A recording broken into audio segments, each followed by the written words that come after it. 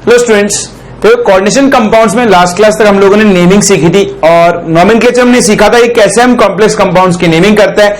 मैंने आपको कुछ एग्जांपल भी दिए थे जिनमें हम लोगों ने कैटायनिक कॉम्प्लेक्सेस के लिए, मतलब ऐसे कॉम्प्लेक्स आयंस जिनमें कैटायन कॉम्प्लेक्स होता है, उनके लिए नेमिंग करना सीखा था।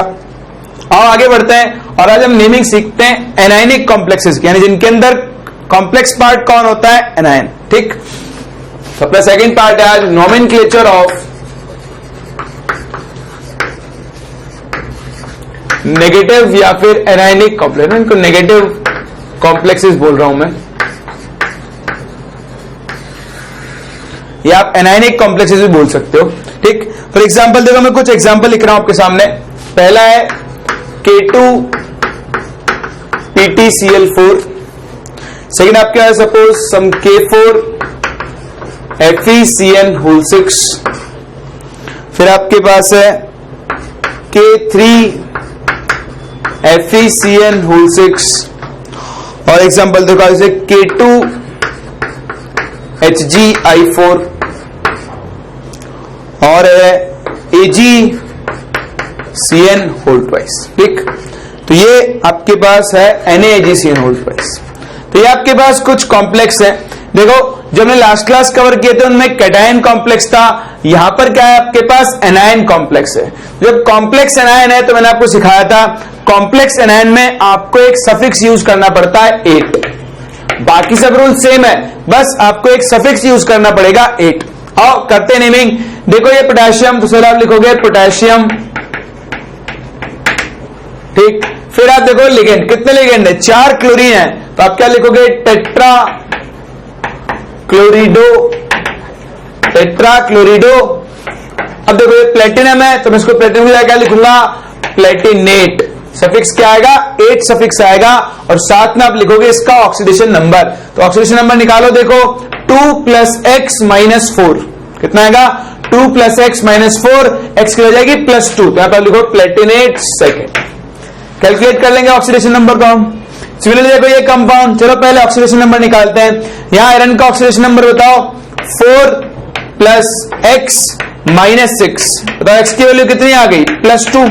तो यहां पे आयरन +2 स्टेट में है, तो अगर आयरन +2 स्टेट में है तो नेमिंग करो इसकी। देखो पोटेशियम, तो पहले आप लिखोगे पोटेशियम। ठीक, यहां पोटेशियम के नंबर से कोई मतलब नहीं है, ये कैटायन के पार्ट को बना रहा है। तो पोटेशियम बताओ कितने साइनाइड आयन है? 6, तो आप क्या लिखोगे? हेक्सासाइनो आयरन को क्या लिखेंगे? फेरेट और ऑक्सीडेशन नंबर कितना है? 2, तो फेरेट सेकंड। सिमिलरली यहां आप कैलकुलेट करोगे तो आयरन का ऑक्सीडेशन नंबर आएगा 3। इसका नाम क्या होगा? देखो कैटायन अगेन पोटेशियम, तो आप बोलोगे पोटेशियम, फिर वही हेक्सासाइनो फेरेट, लेकिन इस बार ऑक्सीडेशन नंबर कितना है? 3, तो फेरेट थर्ड। बोलो आ रही बात समझ में? यहां देखो पोटेशियम मरकरी आयोडाइड, इसका नाम आप क्या लिखोगे? पोटेशियम टेट्रा आयोडिडो क्या बनेगा? मर्क्यूरेट और ऑक्सीडेशन नंबर निकालो 2 + x - 4, ये भी कितना आएगा? +2, तो इसका ऑक्सीजन स्टेट लिख दो साइड में सेकेंड। वो लिख सकते हैं, यहां देखो ये सोडियम 1 + x - साइनाइड पे 2 चार्ज होता है -2, तो -2 x - 1, यहां सिल्वर कौन सी स्टेट में आएगा? +1। तो नाम लिखो, कैटायन कौन है? सोडियम। तो स्टार्ट करो विद सोडियम, कितना है? 2 साइनो, तो क्या लिखोगे? डाइसाइनो अर्जेंटेट। बता रहा है मैंने, इसको सिल्वर नहीं लिखते हैं, क्या लिखते हैं इसको हम? अर्जेंटेट। और ऑक्सीडेशन नंबर कितना होगा इसका? 1। तो ये आपके कॉम्प्लेक्स जिनमें क्या होगा? एनायनिक पार्ट कॉम्प्लेक्स होता है, तो उनके लिए बस आपको इतना ध्यान रखना है कि आप सफिक्स यूज करते हो 8, बाकी सारी चीजें सेम है, सिर्फ सफिक्स का डिफरेंस है। तो यहां पे आप कौन सा सफिक्स यूज करते हो? 8 सफिक्स यूज करते हो जब आप इन कॉम्प्लेक्सेस का नाम लिखोगे। बोलो आई बात समझ में? चलो, तो ये अपने पास 2 टाइप के कॉम्प्लेक्स, एक कैटायन दूसरे एनायन। कभी कभी हमारे पास न्यूट्रल कॉम्प्लेक्स भी बनते हैं। तो अगर मैं न्यूट्रल कॉम्प्लेक्सेस की बात करूं तो न्यूट्रल कॉम्प्लेक्सेस में आपको ज्यादा कुछ नहीं करना पड़ता है। जिसमें आपको कुछ एग्जांपल बता रहा हूं। एक है हमारे पास PT NH3 सपोज है होल 4Cl2, ठीक। एक आपके पास है CONH3 होल थ्राइस Cl3। इस तरह एक और कॉम्प्लेक्स है आपके पास, दैट इज NiCO होल 4, ठीक। तो ये सब आपके न्यूट्रल कॉम्प्लेक्सेस हैं। इनमें क्या करना है आपको, मतलब ना तो कैटाइनिक पार्ट ना एक पूरा का पूरा कंपाउंड ही आपके पास कॉम्प्लेक्स है, तो कुछ नहीं करना है, नॉर्मल नेमिंग करो। देखो अमाइन और क्लोरिडो, अल्फाबेटिकल ऑर्डर में पहले अमाइन आएगा, तो आप क्या लिखोगे, टेट्रा अमाइन। टेट्रा अमाइन कितना क्लोरीन, 2, तो डाइक्लोरिडो प्लेटिनम। अब हम 8 वेट नहीं लगाएंगे क्योंकि एनाइनिक पार्ट नहीं है। प्लेटिनम ऑक्सीजन नंबर निकाल लो, देखो X ये 0 -2, तो इसका ऑक्सीजन नंबर आएगा +2, तो लिखोगे प्लेटिनम सेकंड, ठीक। सिमिलरली यहां देखो 3 अमाइन 3 क्लोरीन, तो आप क्या बोलोगे, triammine trichlorido, triammine trichlorido cobalt third, ठीक है। कोबाल्ट ऑक्सीजन नंबर कितना आएगा, +3, वो तो आप कैलकुलेट कर लोगे। ये देखो कार्बोनिल, कार्बोनिल तो न्यूट्रल होता है, मतलब निकल का ऑक्सीजन स्टेट यहां पर कितना आएगा, 0। कितने कार्बोनिल है, 4, तो नाम क्या लिखोगे आप इसका, टेट्रा कार्बोनिल निकल 0, ठीक। तो ये अपने थर्ड टाइप के कॉम्प्लेक्स जो न्यूट्रल होते हैं, न्यूट्रल है तो हमें कोई सफिक्स यूज नहीं करना है, नॉर्मल रूल्स को फॉलो करो और आप इनका नोमेनक्लेचर कर सकते हो। तो देखो ये था आपके पास basic nomenclature of coordination compounds. मैंने आपको 3 पार्ट में नोमेनक्लेचर करवाया, एक वो कॉम्प्लेक्स जिनका कैटाइनिक पार्ट कॉम्प्लेक्स होता है, एक वो जिनका एनाइनिक पार्ट कॉम्प्लेक्स है, और ये जो आपके न्यूट्रल कॉम्प्लेक्स है। कभी कभी हमारे पास केस बन सकता है जब कैटाइनिक और एनाइनिक दोनों ही पार्ट कॉम्प्लेक्स हो। ऐसे कॉम्प्लेक्सेस को देखो, ये जो कॉम्प्लेक्सेस हैं ये सारे वाले, इनको हम बोलते हैं मोनोन्यूक्लियर कॉम्प्लेक्स। क्या बोलते हैं, मोनोन्यूक्लियर कॉम्प्लेक्सेस, ठीक। वैसे हमारे सिलेबस में तो सिर्फ मोनोन्यूक्लियर कॉम्प्लेक्स की नेमिंग ही है, बट फिर भी बाय चांस 1-2 केसेस के लिए कवर कर लेते हैं, 1-2 एग्जांपल देख लेते हैं पॉलीन्यूक्लियर कॉम्प्लेक्सेस का, ठीक। तो देखो नेक्स्ट हम देखने जा रहे हैं nomenclature of polynuclear complexes.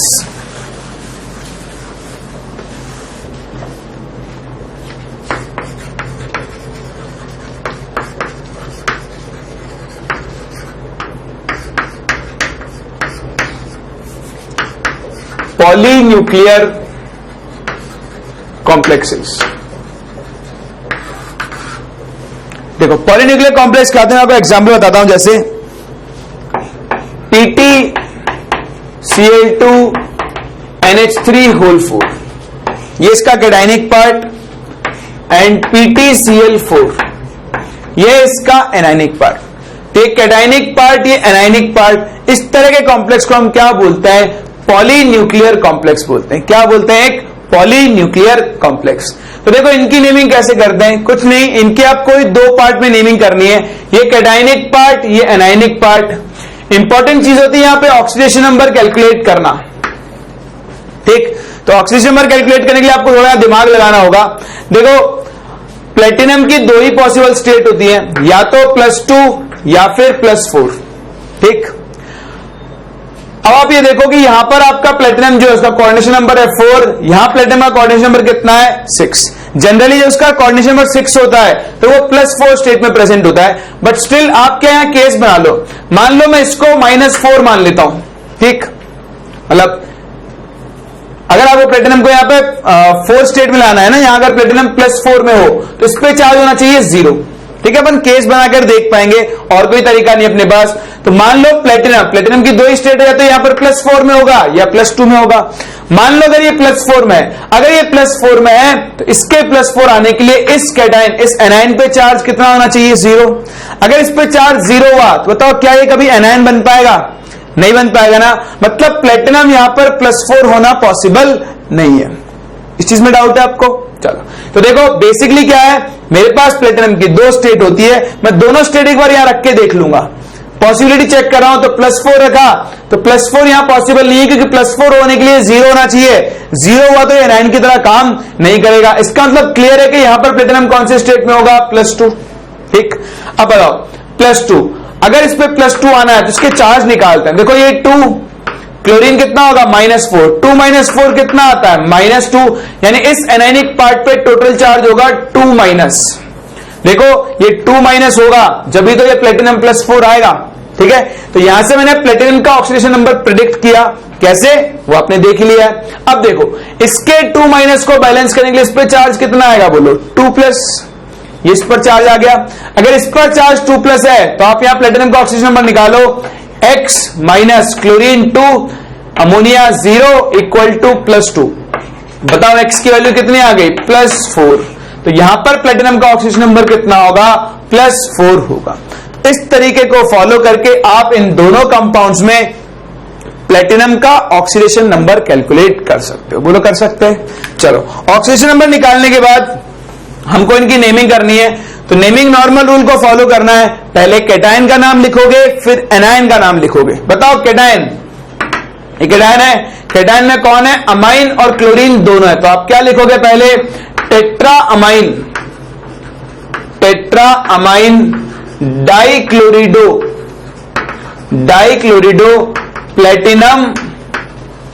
Platinum 4th लिखोगे। ये हुआ आपका कैटायन पूरा। फिर आओगे एनायन पे, फर्दर टेट्राक्लोरिडो प्लेटिनेट, है ना। एनायन है तो आप 8 सफिक्स लगाओगे तो प्लेटिनेट 2nd। ये हो गया आपके पास इस पॉलीन्यूक्लियर कंपाउंड का नाम। जब आपके पास कैटायन भी कॉम्प्लेक्स हो, एनायन भी कॉम्प्लेक्स हो, तो ऐसे को हम पॉलीन्यूक्लियर कॉम्प्लेक्स कंपाउंड बोलते हैं। नेमिंग करना वही सेम चीज है, पहले कैटायन का नाम लिखो फिर एनायन का नाम लिखो। इंपॉर्टेंट है यहां पर जो सेंट्रल मेटल एटम है उसके ऑक्सीडेशन नंबर को ढूंढना। एक बार आपको ऑक्सीडेशन नंबर मिल गया तो आप नॉर्मल रूल्स को फॉलो करके इसकी नेमिंग कर सकते हो, बोलो कर सकते हैं। चलो तो ये वो अपना अगला पार्ट, वैसे अपने सिलेबस में नहीं है बट बाय चांस कभी आपको दिख जाए तो आप इसकी नेमिंग कर सकते हो। कॉपी करो। फिर एक और केस देखते हैं जिसको हम नॉमेनक्लेचर में इंक्लूड कर सकते हैं। फिर देखो एक और टाइप के कॉम्प्लेक्स बनते हैं जिनके आपको नेमिंग करनी पड़ सकती है। ऑल्दो अगेन बात वही है, अपने सिलेबस में तो नहीं है बट स्टिल पूछ सकते हैं क्योंकि एप्लीकेशन है नॉमेनक्लेचर का। तो नेक्स्ट हमारे होते हैं ब्रिजिंग कॉम्प्लेक्सेस।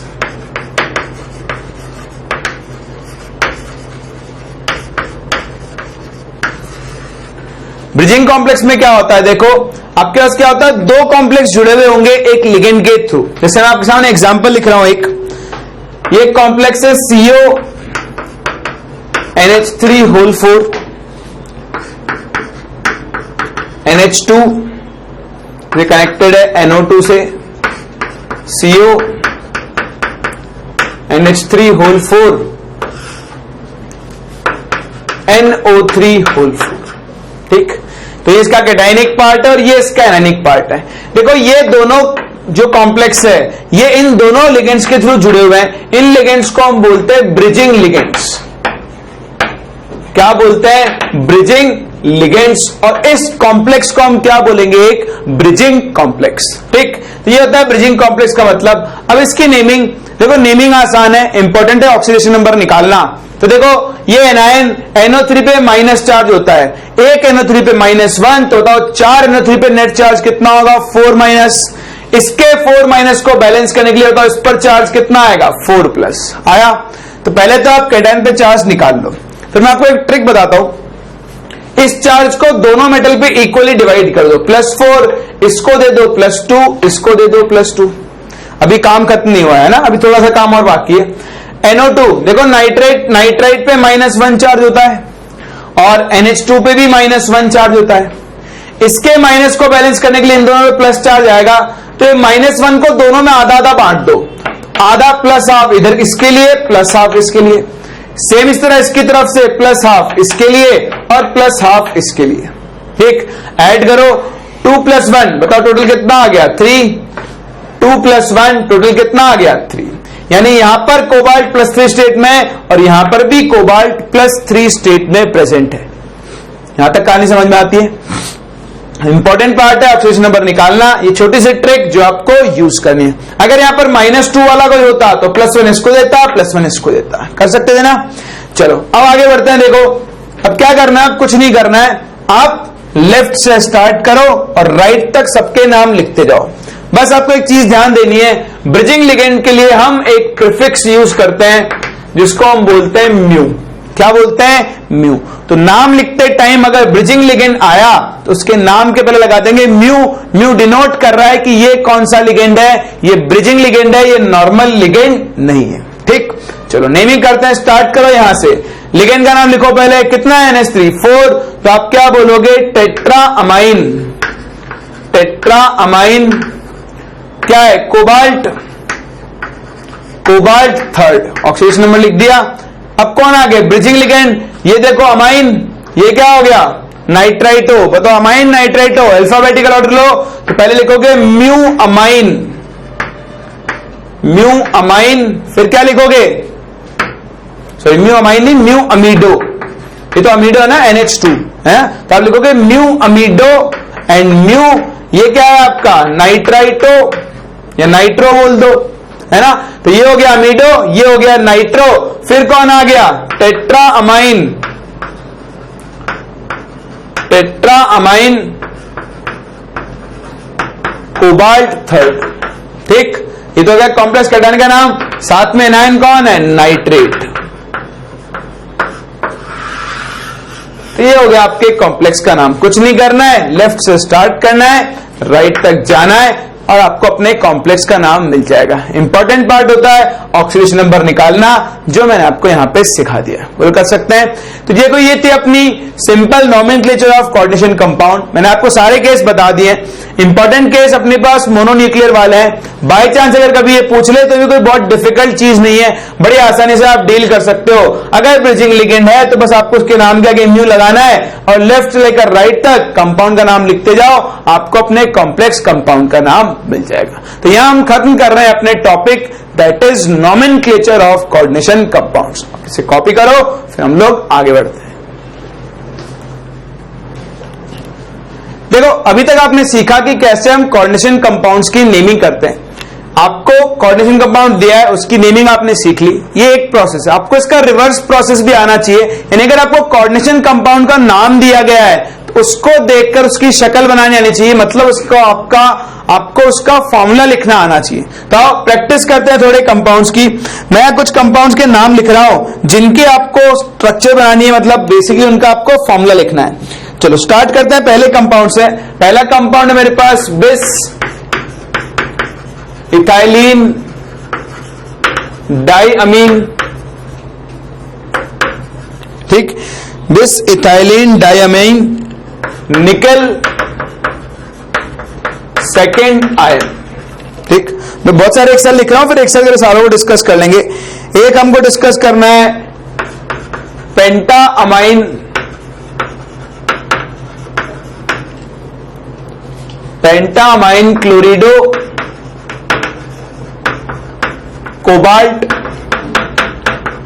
Third ion. ठीक, उसके अलावा आपके पास है tetraammine, tetraammine diaqua, diaqua, tetraammine diaqua copper second, copper second chloride. ठीक, फर्दर और देखो, और आपके पास जैसे tetracyanido nickelate second, tetracyanido nickelate second. और आप आओ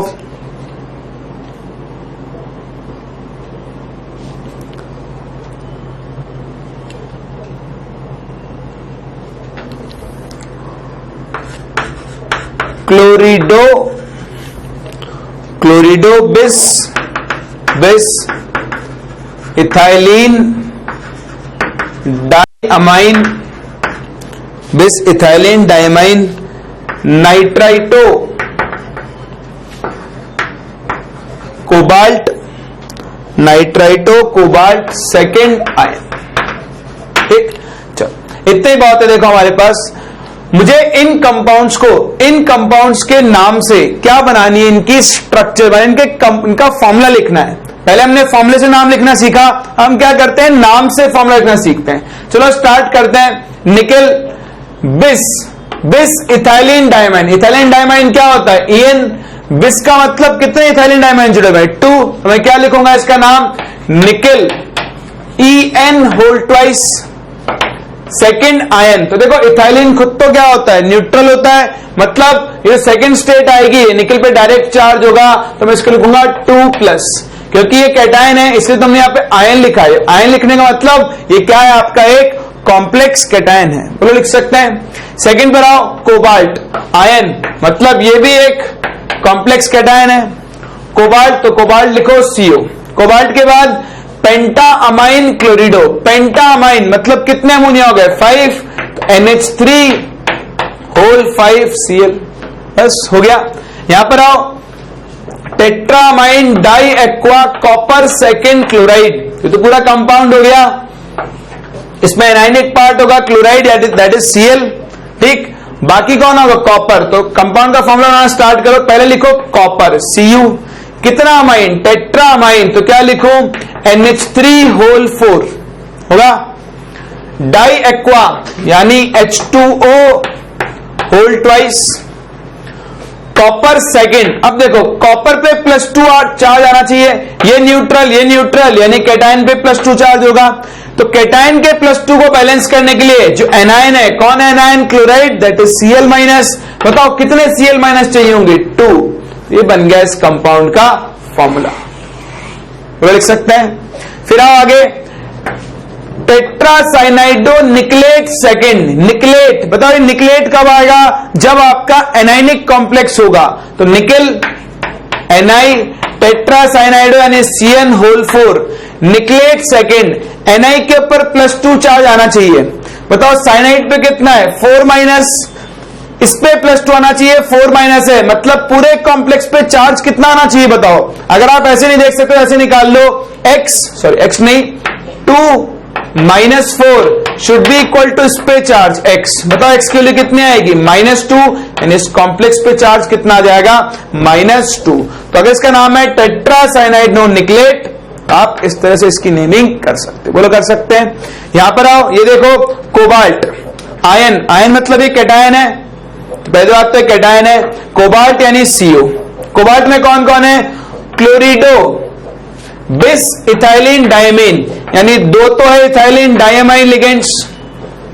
क्लोरिडो मतलब Cl। नाइट्राइटो, बताओ नाइट्राइटो को NO2 लिखूं या ONO लिखूं। NO2 होता तो मैं इसको नाइट्रो बोलता, मैंने नाइट्राइटो बोला है, मतलब कौन प्रेजेंट होगा, ONO। Cobalt second. अब देखो ये नेगेटिवली चार्ज्ड, ये नेगेटिवली चार्ज्ड, ठीक। तो -1 कोबाल्ट पे +2 आ रहा है, तो बस यही हो गया आपके पास। इस कोबाल्ट सेकंड नहीं हो सकता, लेकिन कोबाल्ट शायद इसमें थर्ड होगा, ठीक। तो इसको थर्ड करो, कोबाल्ट सेकंड नहीं होगा, कोबाल्ट थर्ड आयन है, थर्ड आयन। तो बताओ इस पे चार्ज कितना आ जाएगा, +1। तो -1 -2, ये तो न्यूट्रल है, -1 इधर गए तो कितना हो जाएगा, +3। तो आ गया आपका कोबाल्ट थर्ड आयन, बोलो लिख सकते हैं। तो इस तरह से हमें कंपाउंड का नाम देखकर उसका फॉर्मूला भी लिखना आना चाहिए। तो दोनों पार्ट इंपॉर्टेंट है, एक फॉर्मूले को देखकर नाम लिखना, और दूसरा नाम को देखकर उस कंपाउंड का फॉर्मूला लिखना। दोनों आपको अच्छी तरह से आना चाहिए। एग्जाम में आपसे दोनों पार्ट पूछ लेते हैं, कभी फॉर्मूला देकर नाम पूछते हैं, और कभी नाम देकर आपसे क्या पूछ सकते हैं, फॉर्मूला पूछ सकते हैं। क्लियर, चलो कॉपी करो। देखो एक क्वेश्चन करते हैं और देखते हैं कि आप फॉर्मूले से कंपाउंड के नाम से उसका फॉर्मूला प्रेडिक्ट कर पाते हो या फिर नहीं। तो थोड़ा और प्रैक्टिस करते हैं, नाम देखकर कॉम्प्लेक्स का फॉर्मूला लिखने की। मैं कुछ कॉम्प्लेक्स लिख रहा हूं, आपको मुझे उनके मतलब नाम लिख रहा हूं, आपको मुझे उनके फॉर्मूलेस बताने हैं, ठीक। चलो पहला आपके पास है, first is hexa amine cobalt third ion. Second है आपके पास पोटेशियम ट्राईऑक्सिलेटो क्रोमेट थर्ड, ठीक। थर्ड कंपाउंड है आपका suppose diamine dichlorido platinum second. Fourth आपका कंपाउंड है सपोज पोटेशियम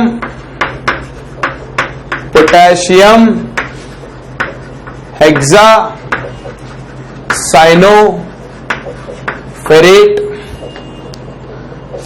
सेकेंड, ठीक। फिफ्थ आपका कंपाउंड है suppose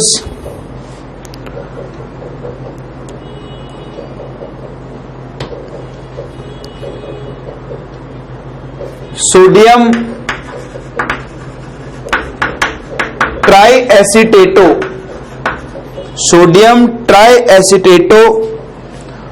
क्लोरिडो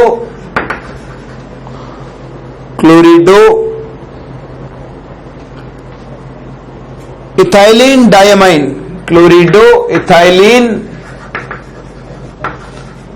diamine, chlorido ethylene diamine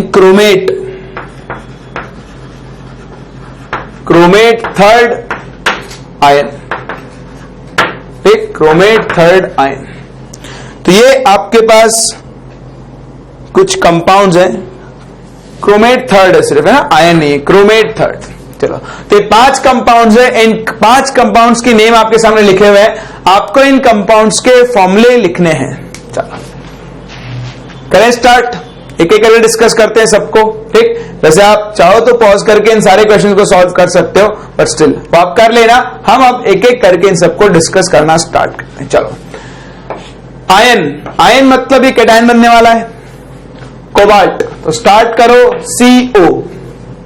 हेक्सामाइन simple 6 amine NH3 since और कुछ है नहीं, अमोनिया न्यूट्रल होता है, तो थर्ड स्टेट कब आएगी, इस पे चार्ज कितना होगा 3+, कंप्लीट।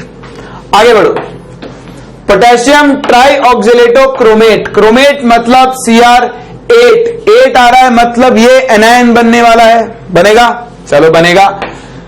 बढ़ो, पोटेशियम यानी K से स्टार्ट करो, कितने K वो तो लास्ट में बैलेंस कर लेंगे। ट्राईऑक्सिलेटो, ऑक्सिलेटो यानी C2O4, ट्राई मतलब थ्राइस, बन गया। अब आपको पोटेशियम बैलेंस करना है, देखो क्रोमियम पे +3 स्टेट आनी चाहिए, ऑक्सिलेट होता है -2, तो -2 × 3 -6, इस पे +3 आने के लिए इस पे -3 आना चाहिए, और इसके -3 को बैलेंस करने के लिए यहां पे पोटेशियम कितने होने चाहिए 3, क्योंकि एक पोटेशियम पे होता है +1, तो 3 पोटेशियम पे कितना आएगा -3। या तो आप ऐसे कर लो, या फिर आप इसको ऐसे भी कर सकते हो, अगर आपको तरीका समझ में नहीं आता है। आपको पोटेशियम का नंबर निकाला है, मान लो X, चार्ज बैलेंस करो, X इंटू पोटेशियम पे होता है 1, प्लस ये कंपाउंड खुद बोल रहा है क्रोमियम पे कितना है 3, प्लस 3 इंटू ऑक्सिलेट पे चार्ज कितना -2 = 0। यहां से आप X के लिए निकाल लो, कितनी आएगी 3, तो यहां पे कितना हो गया K3, तो इस कंपाउंड का फॉर्मूला क्या हो गया K3Cr(C2O4)। आई थिंक ये आपको ज्यादा कन्वीनियंट लगेगा, ठीक। तो कुछ नहीं करो, जितना है उसको X मान लो, चार्ज बैलेंस कर दो, आपको अपने आप इसका नंबर मिल जाएगा। कर सकते हैं, चलो फिर आगे बढ़ते हैं, अगर ये कर सकते हैं हम तो। थर्ड कंपाउंड बताओ क्या नाम होगा, डायमाइन डाइक्लोरिडो प्लेटिनम आने वाला है। देखो आयन नहीं लिखा हुआ है, इसका मतलब ये एक न्यूट्रल कॉम्प्लेक्स बनने वाला है, तो प्लेटिनम, डायमाइन का मतलब NH3 और डाइक्लोरिन का मतलब Cl2। ये हो गया अपना थर्ड कंपाउंड और इसका formula. Fourth, potassium hexacyanoferrate second, ferrate मतलब ये कॉम्प्लेक्स एनायन है, स्टार्ट करो आयरन के साथ, फेरेट बोल रहा है इसलिए Fe। पोटेशियम हेक्सासाइनोफेरेट, तो पोटेशियम आएगा यहां, हेक्सासाइनोफेरेट CN6। अभी फिर देखो आयरन की स्टेट कितनी, +2, के का नंबर निकालना है, x मान लो, x इंटू 1 प्लस आयरन हो गया 2 प्लस 6 इंटू साइनाइड होगा -1 equal to net charge 0। Balance करो, x plus 2 minus 6 is equal to 0। बताओ x की वैल्यू कितनी आ गई, +4। यहां पे कितना पोटेशियम होगा, 4 पोटेशियम होगा। तो कंपाउंड का फॉर्मूला K4FeCN6 कर सकते हैं। लास्ट, दिखने में तो बहुत बड़ा दिख रहा है, आओ देखते हैं क्या बनाएंगे इसकी स्ट्रक्चर हम। सोडियम यानी पहले कैटायन आ गया, इसका मतलब एनायन कॉम्प्लेक्स बनने वाला है। ट्राई एसिटेटो, 3 एसिटेट ग्रुप है, CH3CO होल थ्राइस बनने वाला है। क्लोरिडो, एक क्लोरीन भी है। इथाइलिन डायमाइन, एक इथाइलिन डायमाइन भी है, ठीक। क्रोमेट यानी क्रोमियम से स्टार्ट करो, तो chromium triacetato, CH3COO, chlorido, ethylene diamine. अब क्रोमेट पे चार्ज आना है +3, कितना सोडियम ढूंढना पड़ेगा, x मान लो, सोडियम पे चार्ज 1 तो 1 इंटू x प्लस क्रोमियम पे 3, सॉरी यहां ट्राई एसिटो आएगा नहीं 3, एक एसिडेट पे -1 चार्ज होता है, 3 पर कितना हो गया -3, क्लोरीन पे कितना -1 इज इक्वल्स टू 0। यहां से बैलेंस कर लो, x के लिए कितनी आएगी 1, तो यहां पर सिर्फ आपको एक सोडियम लिखना है और ये हो गया इस कंपाउंड का फॉर्मूला। बोलो कर सकते हैं। तो देखो बहुत आसान है, कंपाउंड का नाम देखकर उसका फॉर्मूला लिखना मैंने आपको बहुत प्रैक्टिस करवा दी है। अब आप जब भी चाहो एक लिस्ट देख लो, कई बुक्स के अंदर लिखे हुए मिलते हैं, प्रैक्टिस करने के लिए नाम उठाओ और चुपचाप उसका फॉर्मूला लिखना स्टार्ट कर दो, फॉर्मूले को कंपेयर कर लो, देख लो कि आप सही काम कर रहे हो या फिर नहीं कर रहे हो। क्लियर? चलो, तो यहां खत्म होती है अपनी conversion of names into compounds और कंपाउंड्स को देखकर उनका नेम लिखना। कॉपी करो, फिर हम लोग आगे बढ़ते हैं। तो नोमेनक्लेचर को कंप्लीट करने के बाद हम आगे बढ़ रहे हैं और सीखने जा रहे हैं बॉन्डिंग इन कोऑर्डिनेशन कंपाउंड्स या फिर कॉम्प्लेक्स कंपाउंड। किस तरह से लिगेंड्स और मेटल्स आपस में कोऑर्डिनेशन कंपाउंड के अंदर बॉन्डेड होते हैं। तो नेक्स्ट और बहुत important topic that is bonding in complex compounds. देखो, कॉम्प्लेक्स कंपाउंड्स में बॉन्डिंग को समझने के लिए हम यहां पे 3 थ्योरी पढ़ेंगे। पहली थ्योरी इसका नाम है वर्नर्स कोऑर्डिनेशन थ्योरी, ठीक। फिर दूसरा हम यहां पर पढ़ेंगे वैलेंस बॉन्ड थ्योरी, जो आपने केमिकल बॉन्डिंग में पढ़ी हुई है, वैलेंस बॉन्ड थ्योरी, जिसको हम प्यार से वीबीटी बुलाते हैं। और थर्ड हमारी आएगी क्रिस्टल फील्ड थ्योरी। कौन सी थ्योरी? क्रिस्टल फील्ड थ्योरी, जो बहुत इंपॉर्टेंट इस चैप्टर के पॉइंट ऑफ व्यू से, इसको हम CFT बोलते हैं। तो बेसिकली हमको ये 3 थ्योरीज डिस्कस करनी है जो हमें कोऑर्डिनेशन कंपाउंड्स के अंदर बॉन्डिंग को एक्सप्लेन करती है कि कैसे मेटल और लिगेंड्स आपस में कनेक्टेड होते हैं। तो सबसे पहले स्टार्ट करते हैं विद वर्नर्स कोऑर्डिनेशन थ्योरी।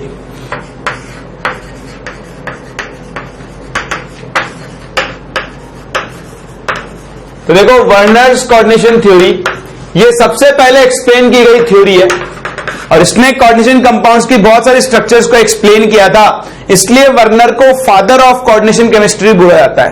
इसी ने कोऑर्डिनेशन कंपाउंड्स की स्ट्रक्चर को एक्सप्लेन करने के लिए सबसे पहले पॉइंट्स दिए थे और सक्सेसफुली एक्सप्लेन भी किया था। देखो, वर्नर क्या बोलता है? वर्नर बोलता है कि central metal atom in a complex uses 2 types of valencies, 2 types of valencies, ठीक। एक कॉम्प्लेक्स कंपाउंड के अंदर जो सेंट्रल मेटल एटम होता है वो 2 तरह की वैलेंसीज यूज कर सकता है, मतलब यूज करता है। एक आपकी प्राइमरी वैलेंसी और दूसरी होती है सेकेंडरी वैलेंसी, ठीक। तो 2 तरह की वैलेंसी यूज करता है, एक प्राइमरी वैलेंसी और दूसरा सेकेंडरी वैलेंसी। देखो, इसने उन दोनों के बीच में डिफरेंस भी बताया। उसने बोला primary valency, primary valency basically क्या होती है, ये रेस्पॉन्सिबल होती है, responsible for the oxidation state of metal. Primary valency mainly metal की ऑक्सीडेशन स्टेट के लिए रिस्पॉन्सिबल होती है, जबकि सेकेंडरी वैलेंसी जो होती है, this one is responsible for the coordination number of the central metal atom. तो प्राइमरी वैलेंसी और सेकेंडरी वैलेंसी पहले डिफरेंस देख लो, फिर हम समझेंगे भी इनको कैसे बनाते हैं और कैसे प्रिडिक्ट करते हैं। मेनली सेंट्रल मेटल एटम की ऑक्सीडेशन स्टेट के लिए कौन रिस्पॉन्सिबल होता है, प्राइमरी वैलेंसी, और इसके कोऑर्डिनेशन नंबर के लिए कौन रिस्पॉन्सिबल होता है, सेकेंडरी वैलेंसी। दूसरा प्राइमरी वैलेंसी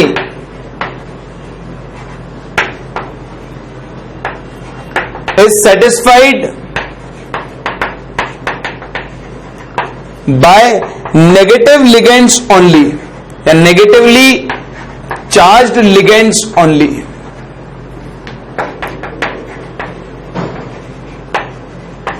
ठीक, प्राइमरी वैलेंसी को कौन सेटिस्फाई करते हैं, सिर्फ नेगेटिवली चार्ज लिगेंड, जबकि secondary valencies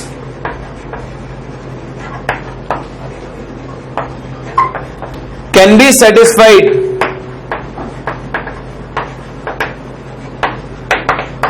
with other types of ligands also,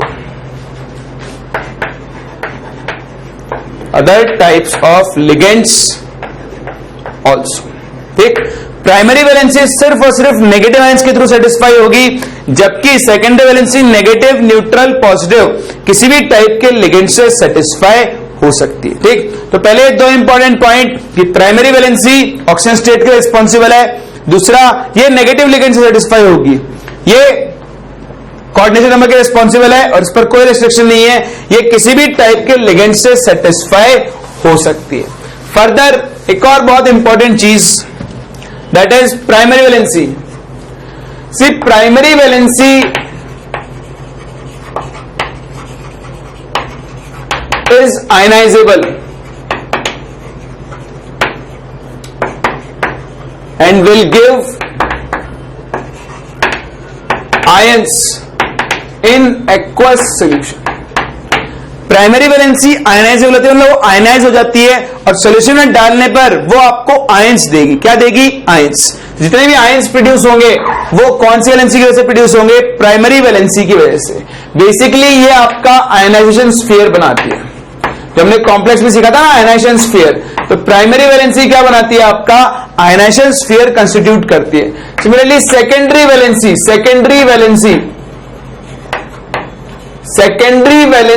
is non ionisable. ठीक, ये बेसिकली आपका क्या बनाती है? Coordination sphere. तो मैं आपको पहले ही बता चुका हूं आयनाइजेशन स्फीयर और कोऑर्डिनेशन स्फीयर में क्या फर्क होता है। किसी भी कॉम्प्लेक्स का जो कोऑर्डिनेशन स्फीयर होता है वो कभी भी ब्रेक नहीं होगा, और ब्रेक कौन होगा? आयनाइजेशन स्फीयर, और क्या जनरेट करेगा? आयंस जनरेट करेगा। ठीक, तो यहां से वर्नर ने बोला कि भाई एक सेंट्रल एटम के पास दो तरह की वैलेंसी हो सकती है, प्राइमरी और सेकेंडरी। ये उनके बीच में डिफरेंस है। प्राइमरी वैलेंसी ऑक्सीडेशन नंबर के लिए रिस्पॉन्सिबल होती है, सेकेंडरी कोऑर्डिनेशन नंबर के लिए रिस्पॉन्सिबल होती है। प्राइमरी नेगेटिव लिगेंड से सेटिस्फाई होती है, सेकेंडरी किसी से भी हो सकती है।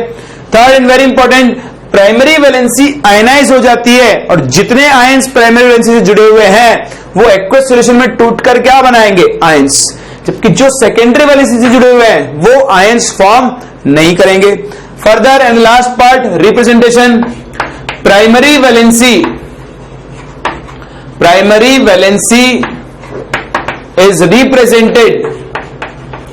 is represented by dotted lines, जबकि secondary valency is represented by solid lines। ठीक। तो प्राइमरी वैलेंसी को आप डॉटेड लाइन से रिप्रेजेंट करते हो, जबकि सेकेंडरी वैलेंसी को आप कैसे रिप्रेजेंट करते हो? Bye solid lines. एक बार आप इसे कॉपी करो, फिर मैं आपको बताता हूं कि कैसे वर्नर ने इस बॉन्डिंग को डायग्राम्स के थ्रू या फिर स्ट्रक्चर के थ्रू एक्सप्लेन किया था। तो अब देखो कैसे वर्नर ने प्राइमरी और सेकेंडरी वैलेंसी का कंसेप्ट दिया। उसने क्या किया, कुछ कॉम्प्लेक्स कंपाउंड्स लिए और उनके रिएक्शंस करवाकर ऑब्जर्व किया और प्राइमरी और सेकेंडरी वैलेंसी का कंसेप्ट दिया। ठीक, तो देखो क्या है, जैसे मैं आपके सामने कुछ कॉम्प्लेक्स ले रहा हूं, जैसे लेता हूं COCl3.6NH3, एक यहां से लेता हूं COCl3.5NH3। इस तरह से मैंने इसी टाइप के कॉम्प्लेक्स की एक सीरीज बनाई। मैंने बोला COCl3.4NH3 और आप ले लो COCl3.3NH3। ठीक, फिर हमने क्या किया, वर्नर ने क्या किया, इनकी रिएक्शन करवाई AgNO3 के साथ, एक्सेस ऑफ AgNO3 के साथ, इसकी भी रिएक्शन करवाई, प्लस AgNO3, और यहां भी क्या बनेगा, सॉरी यहां भी किससे रिएक्ट करवाएंगे, AgNO3 के साथ। ठीक है, होगा क्या, यहां से जो कंपाउंड बनेंगे, देखो कंपाउंड क्या बनेगा, अगर ये कंपाउंड क्लोरीन डोनेट कर सकता है तो ये क्या बनाएगा, यहां पर AgCl। सिमिलरली ये भी बनाएगा AgCl, ये भी बनाएगा AgCl और ये भी बनाएगा AgCl। डिपेंडिंग ऑन ये कितने मोल क्लोरीन, अगर ये 1 क्लोरीन डोनेट कर सकता है तो 1 मोल AgCl बनेगा, अगर ये 2 क्लोरीन डोनेट कर सकता है तो 2 मोल AgCl बनेगा, अगर ये 3 क्लोरीन डोनेट कर सकता है तो यहां पर 3 मोल क्लोरीन बनेगा। तो उसने ऐसे करके ऑब्जर्व किया तो देखा ये 3 मोल AgCl दे रहा था, ये 2 मोल AgCl दे रहा था, ये 1 मोल AgCl दे रहा है और ये AgCl फॉर्म नहीं कर रहा है। इसका मतलब क्या है, इसका मतलब है कि यहां से 3 क्लोरीन, जितने भी क्लोरीन है सब आयनाइज होकर AgCl बना रहे हैं, और तभी तो बनेगा, ये आयनाइज होगा, ये आयनाइज होकर बनाएगा Cl माइनस Ag+ से कंबाइन होगा और क्या बनाएगा, AgCl। तो जितने मोल AgCl बना रहा है उतने ही क्लोरीन यहां पर आयनाइजेबल होंगे, और जो भी आयनाइजेबल वैलेंसी होती है, बताओ वो कौन सी वैलेंसी होती है, प्राइमरी वैलेंसी होती है। इसका मतलब इस कंपाउंड में 3 क्लोरीन आयनाइजेबल है, इस कंपाउंड में 2 क्लोरीन आयनाइजेबल है, इस कंपाउंड में 1 क्लोरीन आयनाइजेबल है और इस कंपाउंड में 1 भी क्लोरीन आयनाइजेबल नहीं है। इस एक्सपेरिमेंट के थ्रू वर्नर ने इन कंपाउंड्स के स्ट्रक्चर को और प्राइमरी और सेकेंडरी वैलेंसी को एक्सप्लेन किया। अगर ये क्लोरीन आयनाइजेबल है तो ये कोबाल्ट से प्राइमरी वैलेंसी के थ्रू जुड़ा हुआ होगा। कैसे, जैसे ये अगर आपका कोबाल्ट है तो देखो आप क्लोरीन एटम कैसे होंगे, एक क्लोरीन एटम ये रहा, एक क्लोरीन एटम ये रहा और एक क्लोरीन एटम ये रहा। ये इसकी तीनों प्राइमरी वैलेंसीज हैं। प्राइमरी वैलेंसीज ऑक्सीडेशन नंबर के लिए रिस्पॉन्सिबल होती है, तो 1 1 1 इस पे चार्ज कितना होगा, +3। बाकी जो भी कुछ बचा 6NH3 ये इसकी सेकेंडरी वैलेंसी होगी, यानी ये कोऑर्डिनेशन नंबर में काम में आएगा, NH3 ये NH3 ये NH3 ये भी NH3 और ये भी NH3। ये हो गई इस कंपाउंड के स्ट्रक्चर। अगर आप इसको रिप्रेजेंट करना चाहो तो ऐसा बोल सकते हो, CO अमोनिया बनाएगा कोऑर्डिनेशन स्फीयर और क्लोरीन बनाएंगे आयनाइजेशन स्फीयर। ये हो गई इस कंपाउंड की कंडेंस्ड फॉर्म, यानी अगर इसको आप ब्रेक करोगे तो ये 3 Cl- देगा, जो इस AgNO3 से रिएक्ट करके क्या बना लेगा, 3 मोल AgCl। बोलो, लिख सकता हूं। सिमिलरली इस कंपाउंड की बात करो, COCl3.5NH3, यहां पे 2 क्लोरीन आयनाइजेबल है, यानी आपका जो कोबाल्ट है उस कोबाल्ट से 2 क्लोरीन, तो कौन सी वैलेंसी जुड़े हुए होंगे, 2 क्लोरीन जुड़े होंगे प्राइमरी वैलेंसी से। तो कोई भी 2 क्लोरीन को प्राइमरी वैलेंसी से जोड़ दो आप, मान लो 1 क्लोरीन ये रहा और 1 क्लोरीन इधर ले लो, ये रहा। ठीक, ये हो गई प्राइमरी वैलेंसीज। अब क्या बचा, 5 NH3 बचे और 1 क्लोरीन बचा। मतलब अब भी आपके पास 6 सेकेंडरी वैलेंसीज हैं, लेकिन अब सेकेंडरी वैलेंसीज, एक सेकेंडरी वैलेंसी को कौन फिल कर रहा है, क्लोरीन, बाकी 5 को कौन फिल कर रहा है, अमोनिया। NH3 और NH3। तो यहां पे देखो 1 2 3 4 5 6 6 सेकेंडरी वैलेंसीज मतलब इसका कोऑर्डिनेशन नंबर कितना है 6 और 2 प्राइमरी वैलेंसीज है। जैसे मैंने आपको बताया सेकेंडरी वैलेंसी को तो न्यूट्रल नेगेटिव कोई भी लिगेंड सेटिस्फाई कर सकता है, लेकिन प्राइमरी वैलेंसी को सिर्फ कौन करेगा सिर्फ नेगेटिवली चार्ज लिगेंड। तो देखो -1 मतलब +1 इसकी वजह से, +1 इसकी वजह से और +1 इस क्लोरीन की वजह से ऑक्सीडेशन नंबर में कोई चेंज नहीं आएगा, लेकिन कंपाउंड में वैलेंसीज चेंज हो गई है। यहां पर 2 क्लोरीन प्राइमरी वैलेंसी से जुड़े हुए हैं जबकि 1 क्लोरीन सेकेंडरी वैलेंसी से जुड़ा हुआ है, मतलब ये क्लोरीन आयनाइज नहीं होगा। तो इस कंपाउंड की अगर मैं कंडेंस्ड फॉर्म लिखूं तो फॉर्मूला क्या लिखूंगा CONH3 होल 5। अब 3 क्लोरीन में से 1 क्लोरीन कहां जाएगा कोऑर्डिनेशन स्फीयर के अंदर और बाकी 2 क्लोरीन कहां पर होंगे बाहर, बोलो लिख सकते हैं। सिमिलरली अब आप मुझे बताओ, स्ट्रक्चर नहीं बनाते हैं डायरेक्ट बताते हैं, बताओ ये कितना क्लोरीन दे रहा है सिर्फ 1, इसका मतलब इसके 3 में से 2 क्लोरीन तो कोऑर्डिनेशन स्फीयर के अंदर होंगे और 1 क्लोरीन कहां होगा कोऑर्डिनेशन स्फीयर के बाहर। तो बताओ इसका फॉर्मूला क्या बनेगा CONH3 होल 4। ये तो आ गया सेकेंडरी वैलेंसी में 2 क्लोरीन आएंगे अंदर और 1 क्लोरीन कहां आएगा बाहर। ऑक्सीडेशन नंबर अब भी कितना आएगा +3। बताओ ये कितने क्लोरीन दे रहा है, ये तो 1 भी क्लोरीन नहीं दे रहा है, इसका मतलब इसके सारे क्लोरीन कहां पर आएंगे कोऑर्डिनेशन स्फीयर के अंदर। तो इसका स्ट्रक्चर क्या बनेगा CONH3 होल थ्राइस Cl3 तो बनेगा। इस तरह से यहां पर देखो, यहां पर जितने भी क्लोरीन और अमोनिया है सबके सब सेकेंडरी वैलेंसी यानी कोऑर्डिनेशन नंबर को सेटिस्फाई कर रहे हैं। ऑक्सीजन स्टेट तो अब भी कितना आएगा +3 क्योंकि यहां पे 3 क्लोरीन है माइनस वाले। तो ध्यान देना इस तरह के क्वेश्चंस आपसे पूछ सकते हैं, एक कंपाउंड ऐसा बनाकर दे दे, अब वो जितने क्लोरीन देगा वो उसकी प्राइमरी वैलेंसी होगी, मतलब वो आयनाइजेशन स्फीयर में काउंट होंगे, ठीक, और बाकी सब किस में काउंट होगा कोऑर्डिनेशन स्फीयर में। तो यही थी आपकी वर्नर्स थ्योरी जो आपको एक्सप्लेन करती है 2 term primary valency and secondary valency. Further देखो प्राइमरी वैलेंसी और सेकेंडरी वैलेंसी की एक बहुत इंपॉर्टेंट प्रॉपर्टी होती है, प्राइमरी वैलेंसी नॉन डायरेक्शनल होती है। कैसी होती है नॉन डायरेक्शनल, ये बेसिकली एक आयनिक बॉन्ड होता है और आयनिक बॉन्ड्स हमेशा कैसे होते हैं नॉन डायरेक्शनल। तो भी आप लिख लेना इसी टेबल के अंदर कि primary valency is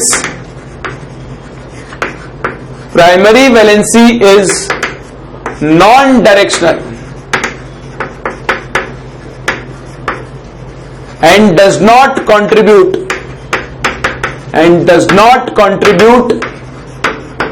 in structure। ठीक, प्राइमरी वैलेंसी का कॉम्प्लेक्स कंपाउंड के स्ट्रक्चर में कोई रोल नहीं होता है, ये नॉन डायरेक्शनल होती है क्योंकि एक आयनिक बॉन्ड होता है और आयनिक बॉन्ड हमेशा कैसे होते हैं नॉन डायरेक्शनल। वहीं पे अगर आप बात करो सेकेंडरी वैलेंसी, जो secondary valency is directional and is responsible for the structure या फिर for the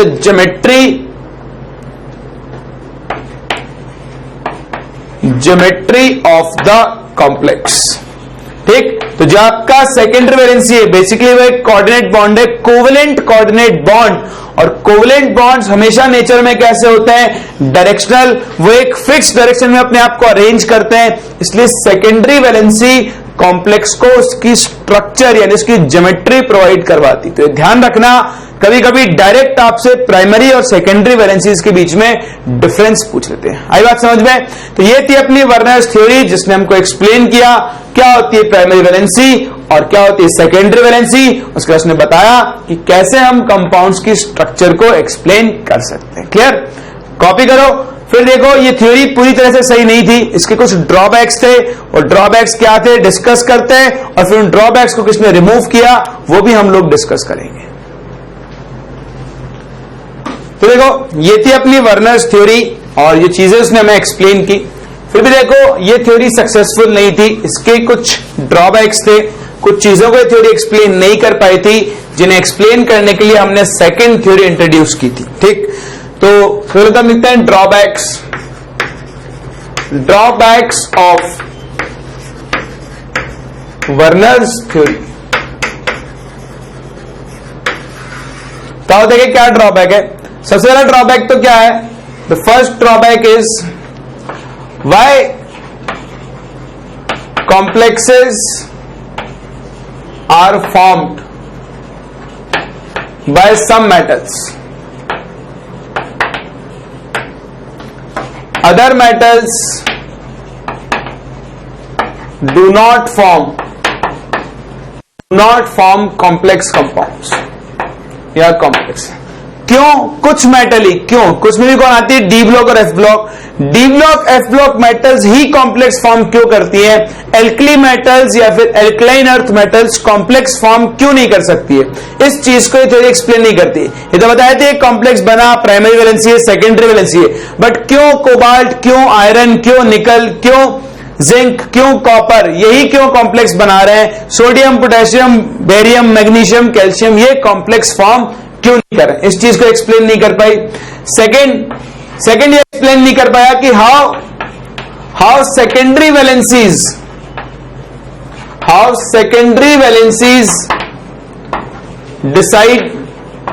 decide the geometry of complex.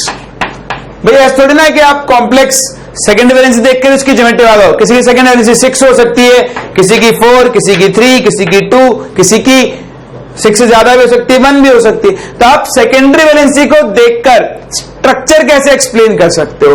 तो कैसे सेकेंडरी वैलेंसी स्ट्रक्चर में पार्टिसिपेट कर रही है, कंट्रीब्यूट कर रही है, क्यों आप सेकेंडरी वैलेंसी स्ट्रक्चर डिसाइड कर सकते हो? इस चीज को भी आप वर्नर्स कोऑर्डिनेशन थ्योरी से एक्सप्लेन नहीं कर सकते. ज्योमेट्री पे आप कमेंट तो कर सकते हो, पर वो ज्योमेट्री कैसे आई आप उसको एक्सप्लेन नहीं कर सकते हो. तीसरा, आप magnetic and optical properties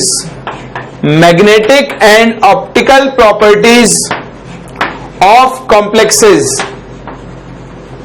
complexes cannot be explained. तो आप वर्नर थ्योरी को यूज करके कॉम्प्लेक्स की मैग्नेटिक और ऑप्टिकल दोनों ही प्रॉपर्टीज को एक्सप्लेन नहीं कर सकते हो. क्यों नहीं कर सकते हो?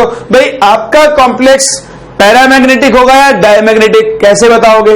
वो ऑप्टिकली एक्टिव होगा या इनएक्टिव होगा, ये भी आप वर्नर्स थ्योरी से एक्सप्लेन नहीं कर सकते. 3 इंपॉर्टेंट ड्रॉबैक्स हैं जिसने वर्नर्स कोऑर्डिनेशन थ्योरी को फेल किया.